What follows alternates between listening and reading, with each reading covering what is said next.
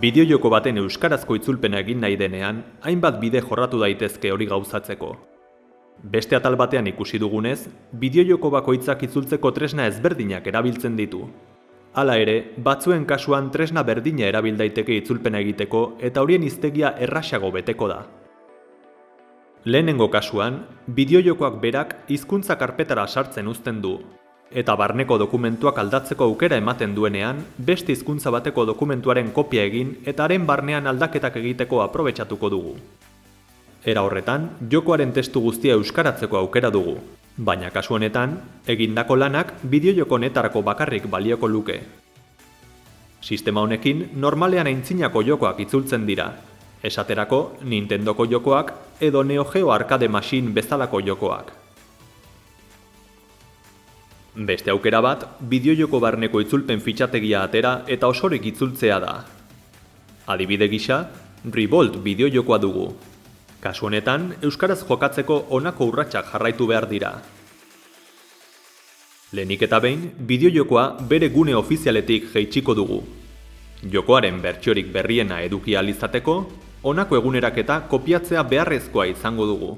Honekin, online jokatu ahal izango dugu.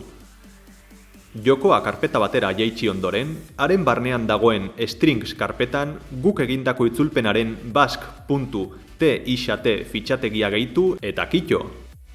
Behin jokoa esekutatu ondoren, jokoaren aukeretan hizkuntza aukeratu eta euskara jarri behar dugu. Beste batzuetan, komunitateari irekita dauden online plataformek hizkuntza aukeratzeko bidea ematen dute. Hona hemen, plataforma batzuk. Crowdin Ataria.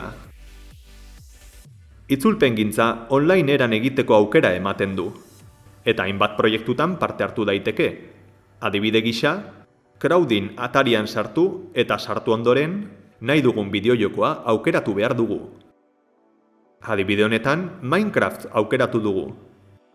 Ondoren, hizkuntza aukeratu behar dugu.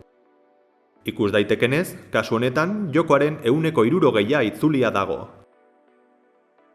Hemen ere argi ikusten da non egin beharko litzatekeen itzulpen lana.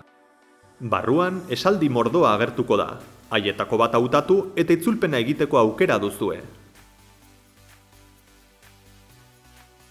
Transifex plataforma ere online eran itzultzeko balio digu, beti ere jokoen garatzaileek aukera hori ematen badigute.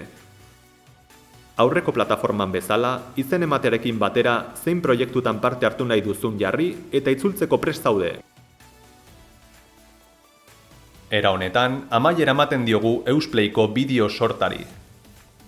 Espero dugu interesgarria suertatu izana eta hurrengo batean elkar ikusiko dugulakoan, ondo segi eta laster arte.